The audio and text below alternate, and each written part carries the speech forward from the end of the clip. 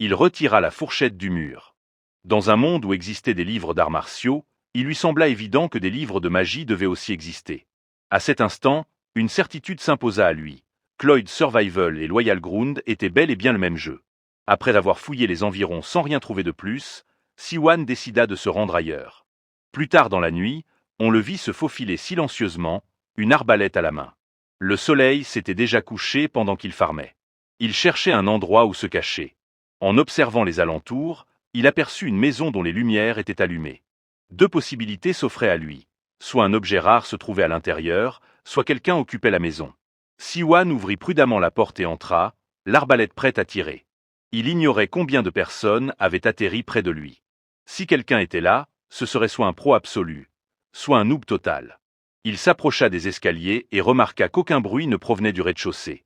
Il se demanda alors si la personne ne se cachait pas à l'étage. Siwan se rappela qu'il était armé et qu'il pouvait tendre une embuscade grâce à la technique des pomchi de l'étoile noire.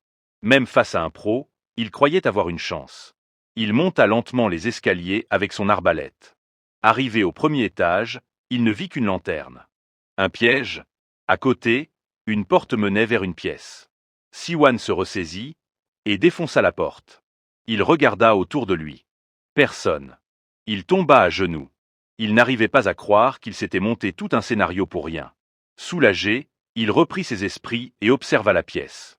Sur une table, il trouva une bague. Était-ce un objet?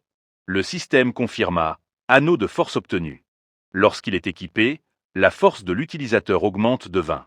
Siwan ne s'attendait pas à devenir plus fort simplement en portant une bague. Curieux, il décida de la tester. Lorsqu'il l'enfila, la bague brilla intensément. Son corps lui sembla plus léger, au point qu'il sentait à peine le poids de l'arbalète. Il appela ses statistiques. Rien ne se produisit. Il demanda alors ses informations. Une fenêtre de statut apparut aussitôt devant lui. En la voyant, Siwan réalisa à quel point il était encore faible. Il remarqua également qu'il était classé comme artiste martial. Il se demanda si cela venait du fait qu'il avait appris un art martial. Il trouva ça plutôt cool. Après tout, il avait commencé avec rien, et pourtant il progressait. Siwan redescendit les escaliers et décida de fouiller soigneusement le rez-de-chaussée. Il y trouva une autre bague, l'anneau de sous-espace. Cette bague permettait de stocker des objets dans un sous-espace lorsqu'elle était équipée. Pour y ranger un objet, il suffisait de le saisir et de dire ou penser au mot « sous-espace ». Pour le récupérer, il fallait toucher la bague avec l'autre main tout en pensant à l'objet désiré. Si le sous-espace était plein, aucun objet supplémentaire ne pouvait y être stocké. Siwan comprit que c'était l'équivalent d'un inventaire, utilisé dans ce monde à la place d'un sac. Lorsqu'il activa le sous-espace, un espace violet apparut dans l'air. Impressionné, il y plaça son parchemin de guérison. C'était étrange, mais incroyablement pratique. Il n'avait plus besoin de transporter quoi que ce soit physiquement. Il pensa que cet objet serait extrêmement utile dans la réalité. Il se surprit même à imaginer à quel point ce serait incroyable de ramener des objets et des arts martiaux dans le monde réel. Il se demanda ensuite s'il y avait déjà eu des éliminations. Le jeu devait forcément posséder un journal des éliminations.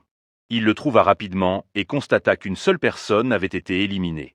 Siwan décida de farmer jusqu'à ce qu'il ne reste plus que 90 joueurs. Il fouilla plusieurs maisons et obtint de nombreux objets consommables. Il eut même la chance de trouver plusieurs armes cachées compatibles avec les pomchi de l'étoile noire. Une fois toutes les maisons de la zone fouillées, Siwan hésita. Continuer à avancer ou rester caché jusqu'au lever du jour. Les joueurs puissants qu'il avait vus dans la salle d'attente se déplaçaient dans l'obscurité, et à son niveau actuel, il savait qu'il ne pourrait pas les battre. En se cachant, il pensait pouvoir atteindre le top 10. Il estima qu'il y aurait moins de monde dehors la nuit et décida de s'éloigner avant le lever du soleil. En traversant la forêt, il remarqua qu'il n'était pas fatigué malgré la marche prolongée. L'anneau de force était réellement impressionnant.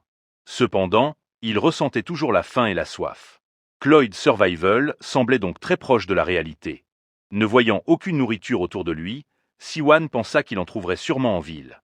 Il observa les alentours, persuadé que la ville devait être proche, mais aucune maison n'était visible. Soudain, il entendit un grognement. Il se cacha immédiatement derrière un arbre et jeta un regard prudent. Ce qu'il vit le choqua. Un loup-garou. Il se baissa aussitôt, pour découvrir qu'un second loup-garou se tenait juste à côté de lui. L'un des monstres tenta de l'écraser, mais Siwan réussit à esquiver. Il se mit à courir. Les deux loups-garous se lancèrent à sa poursuite. Il pensa d'abord qu'il s'agissait d'un combat JCJ, et regretta aussitôt. S'il avait su que des loups-garous rôdaient ici, il serait resté à la maison. Il se rappelait être un rancaire de nom. Mourir à cause d'un simple mob serait bien trop embarrassant. Il aperçut une maison, s'y précipita et verrouilla la porte. Essoufflé, il s'assit par terre, respirant lourdement. Les grognements des loups-garous résonnaient à l'extérieur. Il le cherchait. Par un petit trou, il observa leurs mouvements. Ils n'étaient pas loin. En les voyant renifler, il comprit qu'ils suivaient son odeur. Siwan sortit son arbalète et décida d'attaquer le premier. Il visa soigneusement et tira. La flèche atteignit l'un des loups-garous, qui tomba au sol avant de se dissiper. Soulagé, Siwan constata qu'avec l'anneau de force, il pouvait tirer d'une seule main. Il se concentra sur le second monstre. Avant qu'il ne puisse recharger, le loup-garou défonça la porte et se jeta sur lui, griffant son visage. Siwan recula et tira, mais le monstre bloqua la flèche avec son bras avant de charger de nouveau. Il pensa que c'était peut-être ainsi qu'il allait se faire éliminer. Refusant cette idée, il activa le sous-espace, sortit une arme cachée et utilisa les pommes-chi de l'étoile noire. L'attaque transperça la poitrine du loup-garou. Siwan déclara qu'il ne pouvait pas perdre contre un simple subalterne.